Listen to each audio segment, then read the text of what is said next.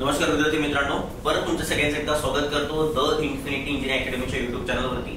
2025 ला भूकरमापक भूमी अभिलेखची जाहिरात ऑलरेडी प्रसिद्ध झाली आहे, पण भरपूर अडचणी विद्यार्थ्यांना येतात। अभ्यास कसा करावा, फॉर्म कुठून भरावा, प्रमोशन आहेत का, नोकरीची पुढे संधी काय, त्यानंतर सगळ्यात इम्पॉर्टंट सॅलरी, पगार किती आहे। ओके, तर या संपूर्ण गोष्टींवरती विश्लेषण करण्यासाठी काही तासांमध्ये आपण आपला एक व्हिडिओ आणि आपला एक इंटरव्ह्यू, आपली मुलाखत अपलोड करतोय, जी सध्या भूमी अभिलेख विभागामध्ये साहिल मेश्राम सर त्या ठिकाणी कार्यरत आहेत। त्यांच्यासोबत आपली मुलाखत असणार आहे।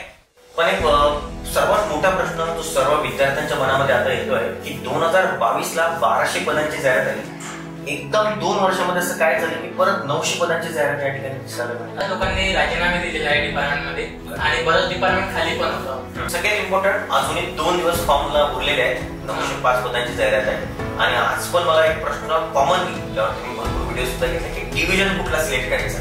डिव्हिजनचा एकदा तुम्ही कट ऑफ बघून सिलेक्ट करू शकता की मागच्या वर्षीचा कट ऑफ किती होता, त्यानंतर तुमची प्रिपरेशन किती आहे। आणि सगळ्यात जास्त मुलं हे बघतात की आपला विभाग आपल्या घराजवळ कोणतं डिव्हिजन आपल्या जवळ आहे।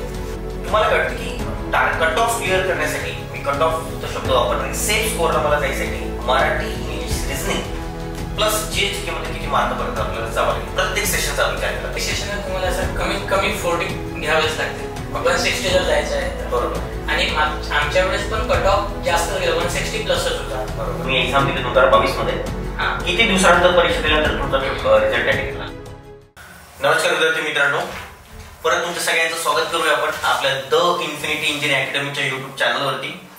विद्यार्थी मित्रांनो, तुम्हाला कल्पना असेल नुकतीच 1 ऑक्टोबर 2025 मध्ये आपण सांगितल्याप्रमाणे भूमी अभिलेखची मी 700 पदांची जाहिरात सांगितली होती, पण 700 न करता 905 पदांची ही संपूर्ण जाहिरात प्रसिद्ध झालेली आहे। 1 ऑक्टोबर ते 24 ऑक्टोबर यामध्ये फॉर्म फिलिंग ऑलरेडी सुरू आहे। ज्या विद्यार्थ्यांनी आणखी फॉर्म भरले असेल त्यांनी लगेच तुमच्याकडे 2 दिवस आहेत, तुम्ही फॉर्म भरून घ्यावे। 905 पद म्हटले की सगळे विद्यार्थी टार्गेट करत आहे भूमी अभिलेख विभागाला। पण विद्यार्थी मित्रांनो, भूमी अभिलेख विभागाची एक जाहिरात 2022 मध्ये देखील आलेली होती, ज्यामध्ये जागा होत्या 1200। या 1200 पदांपैकी संपूर्ण जाहिरात झाली, IBPS ने एक्झाम कंडक्ट केली। या संपूर्ण जाहिरातीमध्ये 700 पोरांनी 700 भूकरमापकांनी राजीनामा दिला आणि त्यामुळे ही जाहिरात शक्य झाली, जी आता तुमच्या समोर दिसते आहे। नोव्हेंबर 13 आणि 14 तारखेला पेपर सुद्धा आहे। मग हे 700 पदांचा राजीनामा विद्यार्थ्यांनी का बरं दिला? 2025 मध्ये ज्या विद्यार्थ्यांना भूमी एक्झाम क्रॅक करायचे त्यांच्यासाठी योग्य स्ट्रॅटेजी काय असायला पाहिजे, अभ्यास कसा करायचा, तुम्हाला राहिलेले 15 ते 20 दिवस तुमच्याकडे हे संपूर्ण गोष्टींचं आज आपण विश्लेषण करणार आहे, जे सध्या 2022 च्या जाहिरातीमध्ये आणि सध्या भूमी अभिलेख विभागामध्ये कार्यरत असलेले साहिल मेश्राम सर आज आपल्या सोबत आहे। अत्यंत हालाकीच्या परिस्थितीमध्ये, वडील नाही त्यांना, लहान भाऊ सुद्धा त्यांचा ऍक्सिडेंटली त्यांची डेथ झाली, घरावरती इकॉनॉमिकल क्रायसिस भरपूर, अशा संपूर्ण परिस्थितीमध्ये त्यांनी 2022 मध्ये भूमी अभिलेख विभाग ही परीक्षा क्रॅक केली। स्वतःच्या जिद्दीवरती, स्वतःच्या निष्ठेवरती आणि स्वतःवरती आत्मविश्वास कसा असायला पाहिजे याचं एक अत्यंत चांगलं उदाहरण म्हणजे साहिल मेश्राम सर, जे आपल्या सोबत आहे। सर, मी तुमचं स्वागत करतो आपल्या द इन्फिनिटी इंजिनिअरिंग अकॅडमीच्या चॅनलवरती।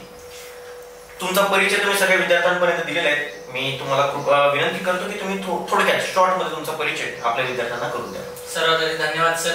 आजपर्यंत तुमचे व्हिडिओ फक्त युट्यूबवर वगैरे बघत होतो, बाकी प्लॅटफॉर्मवर बघत होतो, पण पहिल्यांदा तुम्ही मला भेटण्याचा चान्स दिला त्याबद्दल तुमचे धन्यवाद। आणि माझ्याबद्दल परिचय म्हणजे मी साहिल मदन मेश्राम, भूकरमापक म्हणून भूमी अभिलेख विभाग अमरावती विभागामध्ये कार्यरत आहे। माझे शिक्षण संत गाडगेबाबा अमरावती युनिव्हर्सिटी मधून डिग्री कंप्लीट झालेली आहे आणि त्यानंतर मी आपल्या स्पर्धा परीक्षेचा अभ्यास चालू केला आणि जेव्हा भूमी अभिलेखची 2022 ला जाहिरात आली त्यामध्ये माझं सिलेक्शन झालं आणि मी तिथे जॉईन झालो। ओके सर, कधीपासून तुम्ही स्पर्धा परीक्षांचा अभ्यास करता? सर, मी इंजिनिअरिंगच्या फायनल इयरला होतो। 2019 पासून मी स्पर्धा परीक्षेचा अभ्यास कंटिन्यू करत आहे आणि त्यानंतर जेव्हा जाहिरात आली, कोरोना नंतर ही पहिली जाहिरात होती की जी खूप चांगल्या प्रकारे आली होती आणि पोस्ट पण जास्त होत्या, म्हणून मी ते संजय सोनं केलं आणि भूमी अभिलेख मध्ये जॉब मिळवला। नक्कीच नक्कीच। तुमचं पासिंग इयर 2020 पासून तर 2022 पर्यंत तुम्ही अभ्यास केला। 2 वर्षांमध्ये तुम्ही अभ्यास केला, एक्झाम पण क्रॅक केली। काही फेल्युअर तुम्हाला ड्युरिंग दॅट 2 इयर्स मध्ये आले? काही एक्झाम तुम्ही दिल्या पण त्यामध्ये तुम्हाला अपयश मिळालं? 22 पर्यंत, 22 नंतर नाही. 22 पर्यंत सर आधी 2019 ला WRD ची जाहिरात आली होती. बरोबर. पण ती एक्झामच झालेली नाही वेळेवर. बरोबर. त्यामध्ये थोडं होतं की बा आपलं एक्झाम इंजिनिअरिंग झालेलं आहे पण एक्झाम होत नाहीये.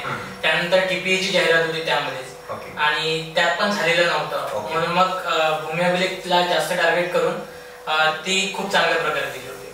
पुढे पण आता तुम्ही अभ्यास करत आहात? हा चालूच आहे, अभ्यास चालूच आहे आणि तुमची साथ आहे सोबत, त्यामुळे चांगला अभ्यास चालू आहे. नक्कीच नक्कीच साथ नेहमी राहणार तुमच्या सोबतच. पण एक सर्वात मोठा प्रश्न जो सर्व विद्यार्थ्यांच्या मनामध्ये आता येतोय की 2022 ला 1200 पदांची जाहिरात आली. एकदम 2 वर्षामध्ये असं काय झालं की परत 900 पदांची जाहिरात या ठिकाणी दिसायला मिळते? बऱ्याच लोकांनी राजीनामे दिलेले आहे डिपार्टमेंटमध्ये आणि बरंच डिपार्टमेंट खाली पण होतं. त्यामुळे काही लोकांनी डिपार्टमेंट यासाठी सोडलेलं आहे की त्यांना चांगल्या संधी मिळाल्या. जसं कोणी WRD AE वगैरे झालं, कोणाची MPSC वगैरे निघालं, कोणी PWD JEE वगैरे झालं. त्यामुळे बऱ्याच लोकांनी डिपार्टमेंट सोडलेलं आहे. की असं नाही आहे की डिपार्टमेंटमध्ये काम भरपूर आहे, पेमेंट कमी आहे. पेमेंटचा इश्यू आहे पण तो सॉल्व्ह होत आहे आता की काही दिवसात SET लागू होणार आहे. परंतु आता सध्या जी परिस्थिती होती की लोकांना जास्त पेमेंट किंवा आणखी मोठ्या डिपार्टमेंटच्या ऑप्शन मिळाले म्हणून त्यांनी डिपार्टमेंट सोडलं. हे जे चर्चेला विधान आता मिळत आहे सध्या की 700 पदांचा राजीनामा यामुळे विद्यार्थ्यांनी दिलाय. सगळ्यात पहिले तर भूमी अभिलेख विभागामध्ये काम नाही, हे जसं दिसायला पोरांचे असे म्हणणे होते. सेकंडली पे स्किल, सगळ्यात मोठा इश्यू म्हणजे पे स्किल. आणि तिसरं असं जे मला तर अजिबात उचित वाटत नाही, हे 2 तरी मी कन्सिडर करू शकतो. तिसरं मला अजिबात पटत नाहीये की विद्यार्थ्यांना WRD एक्झामला टार्गेट करायचंय, WCT एक्झामला टार्गेट करायचंय म्हणून विद्यार्थ्यांनी जॉब स्किप करून अभ्यासाच्या मार्गे लागले आहेत. हे तुम्हाला? नाही सर, असं मुळीच नाहीये. जॉब सोडून कोणी अभ्यास करत नाही आहे. जॉब चालू असतानाच प्रत्येक जण कोणत्याही पोस्टला असला तो समोरच्या पोस्टला बघतो. बरोबर. तर तो जॉब करतानाच अभ्यास करतो. जर तुम्ही आता इथे भूकरमापक म्हणून आहात, कार्यरत आहात आणि जर तुम्हाला चांगली संधी मिळाली, ज्यावेळेस तुम्हाला जॉब लागलाय त्याच वेळेस तुम्ही हा जॉब सोडलाय. उगाच प्रिपरेशनसाठी तो जॉब सोडलेला नाही. विद्यार्थ्यांना मला हेच क्लिअर करायचं होतं. विद्यार्थी मित्रांनो, जे काही माहिती तुमच्यापर्यंत कोणी घेत असतं की प्रिपरेशन करायसाठी विद्यार्थ्यांनी जॉब सोडलाय, असं अजिबात नाही. सॅलरीमुळे जॉब सोडला हे तर मुळीच नाही. ओके, सरकारी जॉब म्हटलं म्हणजे S6 चं पे स्केल 2022च्या विद्यार्थ्यांना होतं. 2025च्या विद्यार्थ्यांना SET पे स्केल राहणार आहे. ओके, तर टेक्निकल पे स्केल ते लागू होणार आहेत. ओके, लक्षात घ्या. सॅलरी सर तुम्हाला ग्रॉस सॅलरी किती आता मिळतो? ग्रॉस मला 40+ येते. 40+ आणि आता SET लागू झाल्यानंतर ती कदाचित 50च्या वर पण. 5 वर्षांचं काहीतरी तुमचं अट पूर्ण झाल्यानंतर काही होणार आहे? आता नवीन हे झालेलं आहे, मागणी आहे की जर ज्या भूकरमापकाला डिपार्टमेंटमध्ये 5 वर्ष पूर्ण झालेले आहे त्यानंतर त्यांनी डिपार्टमेंटल एक्झाम देऊन त्याला सरळ तालुका अधीक्षकची पोस्ट मिळू शकते. अच्छा, म्हणजे प्रमोशनची संधी. 5 वर्ष पूर्ण झाल्यानंतर तुम्ही प्रमोशनसाठी तुम्हाला डिपार्टमेंटल संधी आहे. डिपार्टमेंटल संधी. बढिया. ओके, सगळ्यात इम्पॉर्टंट अजूनही 2 दिवस फॉर्मला उरलेले आहेत. 905 पदांची जाहिरात आहे. आणि आज पण मला एक प्रश्न कॉमनली, ज्यावर तुम्ही भरपूर व्हिडिओ सुद्धा घेतले, की डिव्हिजन कुठला सिलेक्ट करायचा? डिव्हिजन सर एक तर तुम्ही कट ऑफ बघून सिलेक्ट करू शकता की मागच्या वर्षीचा कट ऑफ किती होता, त्यानंतर तुमची प्रिपरेशन किती आहे. आणि सगळ्यात जास्त मुलं हे बघतात की आपला विभाग आपल्या घराजवळून कोणतं डिव्हिजन आपल्या जवळ आहे. त्या डिव्हिजन मध्ये यासाठी अप्लाय करायचं की तुमचं कोणत्या डिव्हिजन मध्ये सिलेक्शन झालं त्याच्यानंतर असं गरजेचं नाही की समजा संभाजीनगर मध्ये तुमचं झालेलं आहे तर तुम्हाला संभाजीनगरच मिळेल. तर संभाजीनगर डिव्हिजन मधल्या तुम्हाला कोणत्याही जिल्ह्यातील कोणताही तालुका मिळू शकतो.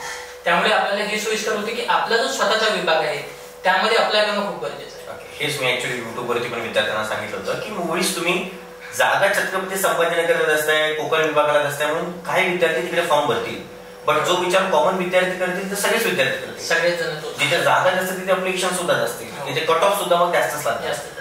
बट सगळ्यात इम्पॉर्टंट असं आहे की आपली प्रिपरेशन किती आहे यावरून आपलं ठरतं की आपलं सिलेक्शन होणार की नाही होणार, जागा जास्त असो की कमी.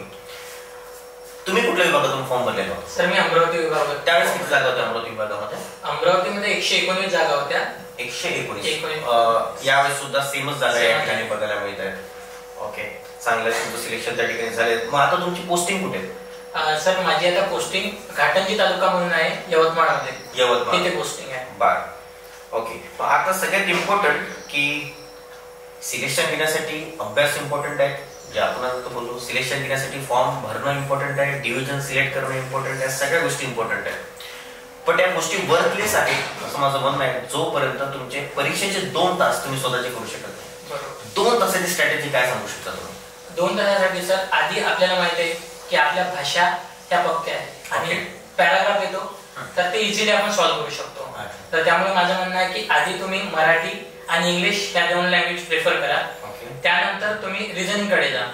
कारण की जीएसडीके मध्ये आपल्याला जर काही आले नाही क्वेश्चन तर आपला कॉन्फिडन्स तिथेच डाऊन होतो. बरोबर. तर त्यामुळे जीएसडीके आपण सेकंडरी ठेवून आणि शेवटच्या मिनिटात आपल्याला माहित पडते की आपण जीएसडीके येते की नाही. बरोबर. आणि रिझनिंग असं आहे की आपल्याला कॅल्क्युलेशन्स करणार आहे. तर शेवटी जर कॅल्क्युलेशन्सला टाइम कमी आला तर मग आपण घाबरून जाणार. तर त्यामुळे आधी मराठी, इंग्लिश आणि त्यानंतर रिझनिंग आणि ऍप्टिट्यूड करायचं आणि सगळ्यात शेवटी जीएसडीके कडे जायचं. ओके. निगेटिव्ह मार्किंग संदर्भात 2022 ला निगेटिव्ह मार्किंग नव्हती, 2025 सुद्धा निगेटिव्ह मार्किंग नाही. ओके, हेच विद्यार्थ्यांना कन्फर्म परत एकदा करून द्यायचं की 2025 एक्झामला सुद्धा निगेटिव्ह मार्किंग नाही. काय वाटतं तुम्हाला की मराठी आणि इंग्लिश ह्या 2 लँग्वेज आहेत, 25 क्वेश्चन त्याच्यामध्ये, मराठी 50 मार्काला आहे, इंग्लिश 50 मार्काला आहे. टू गेट ऑप्टिमम स्कोर 160च्या प्लस जर मला माझ्या विद्यार्थ्यांना न्यायचं आहे तर मराठी आणि इंग्लिशला तर टार्गेट करावं लागेल कारण की ते आपल्याला आउट ऑफ 4 मार्क देऊ शकतात. ओके, तुम्हाला कळतं की कट ऑफ क्लिअर करण्यासाठी मी कट ऑफचा शब्द वापरणार, सेफ स्कोअरला मला जायसाठी मराठी, इंग्लिश, रिझनिंग प्लस जीएसडीके मध्ये किती मार्क पर्यंत आपल्याला जावं लागेल प्रत्येक सेशनचा विचार केला. प्रत्येक सेशनला तुम्हाला असं कमीत कमी 40 घ्यावेच लागतील. 160 जर जायचं आहे तर. बरोबर. आणि आमच्या वेळेस पण कट ऑफ जास्त गेला, 160 प्लसच होता. बरोबर. तर त्यामुळे तुम्हाला 160 जर क्रॉस करायचे असेल तर प्रत्येक ह्याच्यात 40 प्लसच घ्यावे लागेल. आणि मराठी, इंग्लिश यामध्ये आपण आउट ऑफ घेऊ शकतो. आणि रिझनिंग आता सगळे आपले इंजिनिअरिंगचे विद्यार्थी आहे तर त्यांना रिझनिंगचा काहीच प्रॉब्लेम नाही, ते खूप चांगल्या प्रकारे करू शकतात.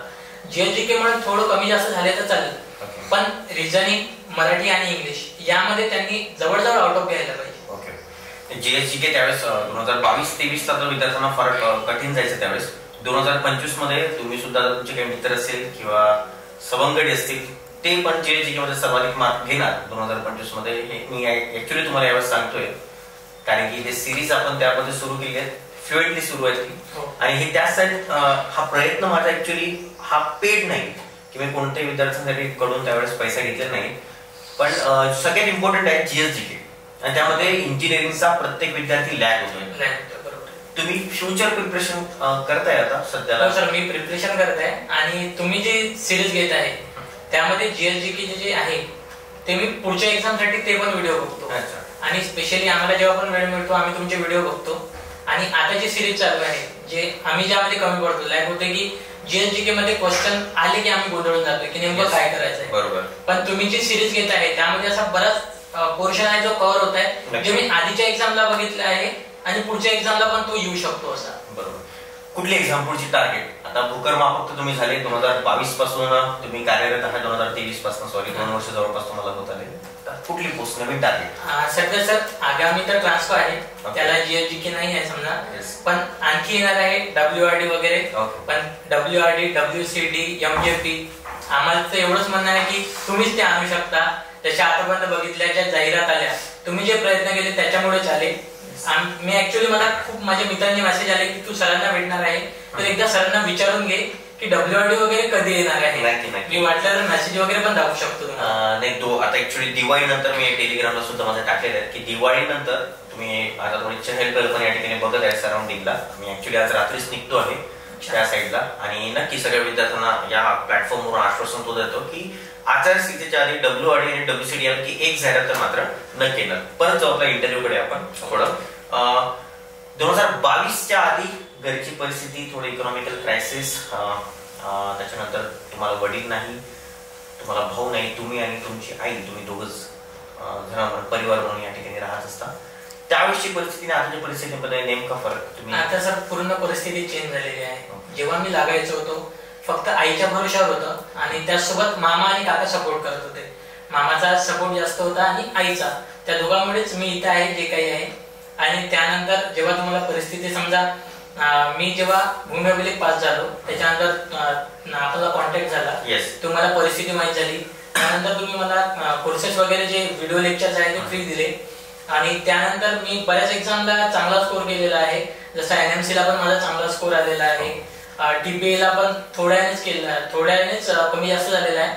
पण नेक्स्ट टाइम जी एक्झाम येणार आहे तुमच्या व्हिडिओच्या माध्यमातून मी सांगू शकतो की मी तुमचे व्हिडिओ बघून पुढची एक्झाम नक्की क्रॅक करू. नक्की आमचा सदैव प्रयत्न त्यासाठी असतील.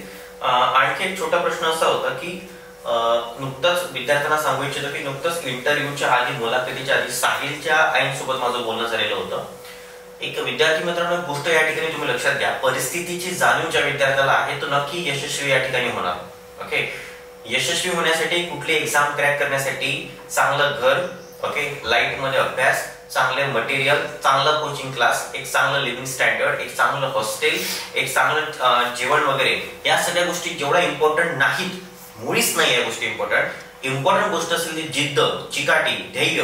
आणि हे याचं प्रत्येक एक योग्य उदाहरण मी आज तुमच्यापर्यंत घेऊन आलेलो आहे. या मुलाखतीचा कुठल्याही प्रकारे एक सब्जेक्ट नाही की तुमच्या थ्रू प्रमोशन्स. ओके, मी हा व्हिडिओ आणि हा इंटरव्ह्यू फक्त आणि फक्त तुम्हाला तुमची माहिती असायला पाहिजे की तुम्ही कसा अभ्यास करायला पाहिजे. आणि ध्येय आणि जिद्द ज्या बोलायला फार सोपी आहेत, सगळे विद्यार्थी तुम्हाला सांगतील, सगळे लोक तुम्हाला सांगतील, पण त्याचं खरंच उदाहरण ज्यावेळेस आपण बघतो त्यावेळेस नक्की तुमच्या विद्यार्थ्यांना सुद्धा त्याचं एक चिकाटी तुमच्यावरती येणार आणि तुम्ही सुद्धा सिलेक्शन या ठिकाणी घेणार अशा अपेक्षा मी तुमच्या विद्यार्थ्यांपासून ठेवतो.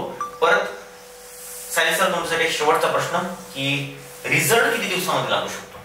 सर त्याबद्दल तर मी काही सांगू नाही शकत, त्याचा एक्सपिरियन्स तुम्हाला जास्त आहे. त्याच्या ऍड वगैरे आणणं, रिझल्ट येणं आणि कट ऑफ तो तुमचा पार्ट आहे. ते तर आपण नक्की करूयाच आपल्या युट्यूब चॅनलवरती. पण तुम्हाला काय वाटतं, तुम्ही एक्झाम दिली 2022 मध्ये, किती दिवसानंतर परीक्षा दिल्यानंतर तुमचा रिझल्ट या ठिकाणी लागला? ऍक्च्युली सर नोव्हेंबर मध्ये पेपर झालेला होता आणि फेब्रुवारी पर्यंत त्याची डॉक्युमेंट व्हेरिफिकेशनची लिस्ट वगैरे आलेली होती. ओके, रिझल्ट वगैरे लागून डीवीची लिस्ट आली. त्यानंतर लगेच मार्च एप्रिल मध्ये डीवी झाले आणि लगेच जुलै मध्ये आम्हाला जॉईनिंग मिळाली होती. मी 6 मंथच्या आतमध्ये तुम्हाला जॉईनिंग, संपूर्ण प्रोसेस 6 महिन्याच्या. नोव्हेंबर 13 आणि 14 सूर्याचा पेपर आहे, तो ऑलमोस्टली एप्रिल महिन्यापर्यंत सगळी प्रोसेस या ठिकाणी जॉईनिंग सोबत होत जाणार. ओके, चला परत एकदा विद्यार्थी मित्रांनो लक्षात घ्या, सर्वात उत्तम उदाहरण आपल्या समोर या ठिकाणी आहे साहिल मेश्राम सर. तुम्ही सगळे विद्यार्थी नक्की आपल्या या आजच्या शॉर्ट मुलाखतीमधून तुमचा जास्त वेळ आपण या ठिकाणी घेतलेला नाही. त्यांनी सांगितल्याप्रमाणे निगेटिव्ह मार्किंग नाही आहे. आणि साहिल सर, आणखी विद्यार्थ्यांचा एक इम्पॉर्टंट क्वेश्चन या ठिकाणी, ड्युरिंग दॅट 2 तासामध्ये जेव्हा तुम्ही पेपर देता तर तुम्हाला मराठी पण सॉल्व्ह करता येतं, रॅन्डमली इंग्लिश तुम्हाला सॉल्व्ह करता येतं, तुम्ही एक्झाम टाइमवर काही त्याच्यामध्ये संबंध? जेव्हा आम्ही 2022 ला दिलेली होती त्यामध्ये तुम्ही कोणत्याही सेक्शनला कधी जम्प करू शकता. 2022 आणि 2025 almost there is no changes. त्यामध्ये पण 30-30 मिनिटाचा टायमर दिलाय, त्यावेळेस पण 30-30 मिनिटाचा टायमर होता, पण ऍक्च्युअली तो अलॉट झालेला नव्हता. म्हणजे या वेळेस पण सुद्धा विद्यार्थी मित्रांनो तुम्हाला टायमर वगैरे कुठल्याही प्रकारचा राहणार नाही. तुम्ही मराठी कधी पण सॉल्व्ह करा, तुम्ही इंग्लिश कधी पण सॉल्व्ह करा, त्यानंतर रिझनिंग कडे जा आणि जीएचके तुम्हाला साहिल सरच्या प्लॅनिंगनुसार तुम्ही जर गेले तर नक्कीच तुमचं या ठिकाणी सिलेक्शन होण्याची दाट शक्यता आहे. ओके, विद्यार्थी मित्रांनो, घर नाही, वडील नाही, भाऊ नाही, तरी आज स्वतःच्या मनेतीवरती स्वतःचं घर आहे आणि एक चांगला रिस्पेक्टेड जॉब त्यांच्याकडे आहे, एक त्यांची समाजामध्ये इज्जत आहे. अशीच विद्यार्थी मित्रांनो तुमच्या सोबत देखील व्हावं अशी अपेक्षा करतो. साहिल सर, धन्यवाद, तुम्ही आजच्या इंटरव्ह्यू मध्ये आमच्या विद्यार्थ्यांना मार्गदर्शन केलं. विद्यार्थी मित्रांनो, भेटूया आपल्या पुढच्या व्हिडिओमध्ये. Thank you so much.